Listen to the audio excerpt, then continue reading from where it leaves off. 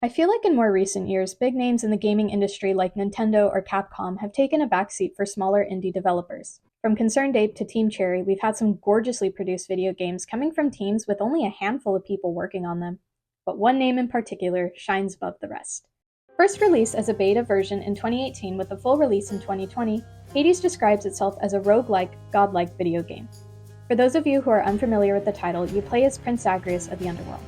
Prior to the game starting, Zagreus discovers that he has been lied to his whole life by his father. After learning that his mother is actually Persephone, he sets off on a journey to break out of the underworld to find where she resides on the surface. Along the way, you fight mythological creatures like the Fury Sisters or the Voluminoes, but also have the option of befriending others like Sisyphus or, oddly, the head of Medusa.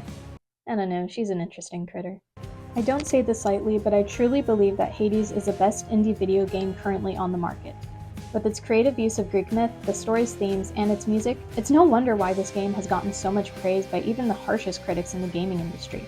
So grab your nectar, sword, and keepsakes as we dive into the genius of Supergiants Hades. Hades nails its use of Greek myth flawlessly. I think a great example of this comes from the main character himself, Prince Zagreus of the Underworld. While his name isn't part of the normal gods and goddesses we normally think of with Greek mythology, he is an actual figure. By using such an unknown god as their main character, Supergiant effectively has a blank slate to work with, allowing for them to mold the story around Zagreus rather than having to build an original story around an already known god. His design reflects this too, with him resembling his father rather than reflecting what exactly he's the god of. We don't really know what his domain is, but we do know that he's trying to escape his father in the games, which narratively makes his design rather tragic. Speaking of his father, Hades is another great example of the game's creative use of Greek myth. I always found Hades' design to be rather interesting, as it subverts common tropes that most media paints him in. Most of the time, he's painted as this dark, cold, and broody character, and sure, Supergiant's Hades is no sweet-looking guy, but his design manages to reflect other aspects of him as a god, such as him being adorned with jewels and gems as a nod to him being the god of wealth. Aside from his design, Supergiant does subvert our usual views of him in other ways. I'll get more into this later in the video, but Hades has a soft, almost romantic side to him that I don't think has ever been captured in any other media. He's not evil, he just misses his wife, and that grief manifests as anger. Sure, we're still sympathetic to Zagreus' cause, but you can't help but feel a bit sorry for the guy. Another way that I think provides a great example as to how Supergiant creatively uses Greek mythology in its games is with its side characters. One such instance is in the case of Achilles and Patroclus. Achilles serves as a mentor figure to Zagreus, which I think is a silly way at referencing the fact that he was a hero when he was still alive. As he gives Zagreus tips on how to fight bosses, he slowly begins explaining his own past, going over his time fighting in the Trojan War, as well as how he lost his lover Patroclus in battle. Do not discuss this matter with your father now. I fear that it could make things worse. Do you understand? I do, I think. Zagreus, in the form of a side quest, sets it upon himself to reunite these two, which is nothing short of touching. Reuniting the two Myrmidons is difficult, but it's still a rewarding side quest which Supergiant nails flawlessly. By staying true to his myth, they offer Achilles a happy ending to his once tragic tale, but also add a twist by making him a mentor to Zagreus, having him serve almost as a fatherly figure towards him, because we all know Hades isn't doing that good of a job with that. Another aspect that makes Hades such a perfect game is its themes of family and reconciliation. The most notable example of these themes comes to us through the first ending, which you get by breaking out of the underworld 10 times. After making it out of the underworld the first time, Zagreus finds his mother, only to discover that he cannot reside on the surface due to a curse by the fates. Persephone, who's always been fearful of the Olympians or Hades finding where she lives, is terrified of this fate and pushes Zagreus away as a result. At this point, Zagreus has already established himself as someone who doesn't take no for an answer, and so he continues to fight to find his mother, even if their time together is brief. Eventually, on that 10th attempt, Persephone is already waiting, bags packed, and ready to make her return home with her son. Even though she left the House of Hades on her own accord, she is still missed by those she left behind, like Cerberus, Nyx, and especially her husband Hades. By having Persephone return, they grant her the ability to rekindle with her family on her own terms. It's a good way of showing that family will always be there for you, no matter how long it's been since you last saw them in person. The other major theme with Hades is reconciliation.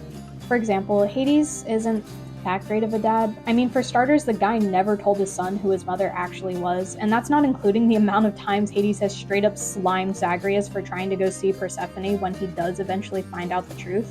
But once she returns, Persephone forces Hades to apologize to Zagreus for all that he has done.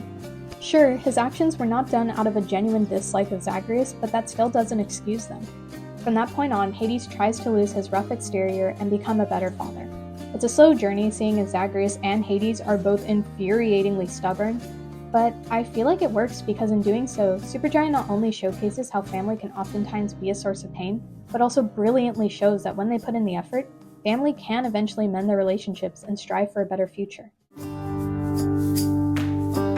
I don't think Hades would be nearly as great of a game as it is if it wasn't for the music. Darren Korb is an absolute legend that honestly deserves a whole video about himself. I mean, this guy is insane. Outside of composing literally every song from the game on his own, he also voices Zagreus, offers a singing voice for Orpheus, and voices this guy. Nice place you got here, boyo. Name's Skelly, how's it going? What I'm trying to say is that Darren Korb is an absolute genius at what he does. Each song does a spectacular job at not just being interesting to listen to, but also at progressing the story. The song that brought me to tears the first time I heard it was On the Coast. In the context of the game, you first hear it when you finally break out of the underworld the first time. Most of the music in the game is heavy metal or some form of rock. It thematically makes sense, you're battling out of the underworld, and the music does a scarily good job at getting your adrenaline going. But On the Coast stands out because it's one of the few songs in the game that isn't panic attack inducing.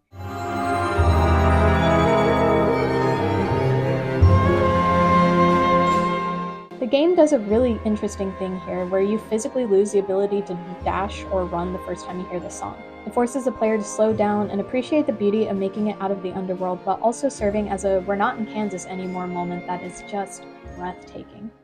Another song that showcases Darren Korb's absolute prowess for writing is in the end credit theme, In the Blood.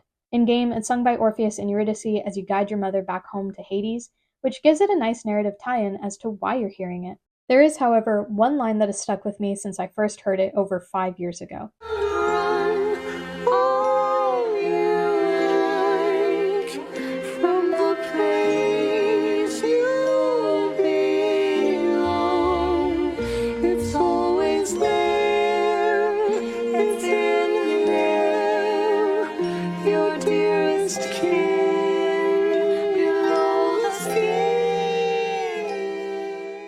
Though this entire song is about family, this line in particular hammers in that major theme from the game. Think of this line as a summary of Zagreus' journey. At the beginning, he's angry at Hades and never wants to be compared to him. He runs and keeps fighting for what he deems family to be, but he soon realizes that family is all around him, even in the very place he was trying to escape from. Now, it's impossible to talk all about what makes this game so perfect in such a short amount of time, but I do hope that I still did a decently okay job at explaining so. If there's anything you take away from this, I hope it's that you realize that this game isn't just about fighting. It's a story of learning who you are, of finding comfort in uplifting others, and learning to forgive those who've hurt you. It's a game about family, but not just the people you're related to. It shows the player that family can be made up of the friends you make, the people you met along the way as you grow, or even the very people you once thought you'd never want to see again. And that, I believe, makes it truly a masterpiece of a game that everyone should play at least once in their lives.